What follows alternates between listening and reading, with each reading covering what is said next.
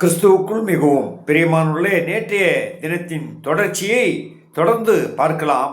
சற்று கடிந்து கொள்ளுதலான செய்தி, உண்மையான செய்தியும் கூட. இங்கே நீதிமொழிகளின் புஸ்தகத்தில் நேற்றைய படித்தோம். 28ஆம் அதிகாரம் 23ஆம் வசனம் சொல்லப்பட்டுகிறது, தன் நாவினாலே முகஸ்துதி பேசுவனை பார்க்கணும், கடிந்து கொள்ளுகிறவன் முடிவிலே அங்கீகாரம் பெறுவான். கடிந்து கொள்ளுதல் மிகவும் முக்கியம். உள்ளதை உள்ளதென்றும் இல்லதை இல்லதென்றும் சொல்ல வேண்டும். மக்களை பிரியப்படுத்தக்கூடாது. இங்கே நமக்கு எல்லாருக்கும் தெரியும், சண்டே ஸ்கூல் முதல் பெயர் கிறிஸ்தவர்களும் அல்லது மற்ற அனைவருக்கும் தெரிந்த ஒரு செய்தி. காணாமல் போன ஆடு. 99 ஆடு பத்திரமாக இருக்கிறது. ஒரு ஆடு காணாமல் போனது. அதை கண்டுபிடிக்க சென்று அது முட்புதரிலே கிடப்பதை பார்த்து அதை கண்டுபிடித்து தோளின் மேல் வைத்து சந்தோஷத்தோடு மேய்ப்பன் திரும்பி வந்தார் என்று நாம் பார்க்கிறோம். இதே போலதான் இன்று பலர் தப்பிப்போன மார்க்கமாக இருக்கிறார்கள். கிறிஸ்தவ மார்க்கத்திற்கு வந்தும் அந்த கிறிஸ்தவ மார்க்கத்திலே காணப்படுகிற பலவிதமான அவல நிலைகளை கண்டு பின்வாங்கி போயிருக்கிறார்கள். இப்படிப்பட்ட மக்களை திருப்புகிறவன் திரளான பாவங்களை மூடுவான் என்று சொல்லி நான் ஏற்கனவே உங்களுக்கு சொல்லியிருக்கிறேன்.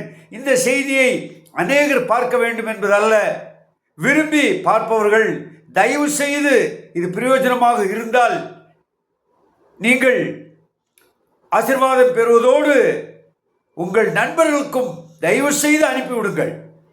இது எப்படியாவது பலர் பார்க்க வேண்டும் என்ற ஒரு கெட்ட எண்ணத்திலே அல்ல, ஒரு நல்ல எண்ணத்தோடு நான் சொல்லுகிறேன். ஒரு வசனத்தை நான் வாசிக்கிறேன். யாக்கோபு எழுதின நிருபம் 5ஆம் அதிகாரம் 20வது வசனம், தப்பிப்போன மார்க்கத்தினின்று பாவியை திருப்புகிறவன் ஒரு ஆத்துமாவை மரணத்தினின்று ரட்சித்து திரளான பாவங்களை மூடுவான் என்று அறிய கடவன். தப்பிப்போன மார்க்கம், கிறிஸ்தவ மார்க்கத்திற்கு வந்து மீண்டும் பின்வாங்கி போய் அல்லது சோர்ந்து போய் துக்கப்பட்டு பலவிதமான சோதனையிலே அகப்பட்டு இருக்கிற அந்த பிள்ளைகள் மீண்டும் எழும்பி வர வேண்டும். அந்த தப்பிப்போன மார்க்கத்திலிருந்து பாவியை திருப்புகிறவன் ஒரு ஆத்மாவை மரணத்தினின்று ரட்சிக்கிறான், திரளான பாவங்களை போடுகிறான். இவ்வளவு பெரிய ஒரு ஆசீர்வாதம். ஒரு பாவி மரம் துண்ணினால் போதும்.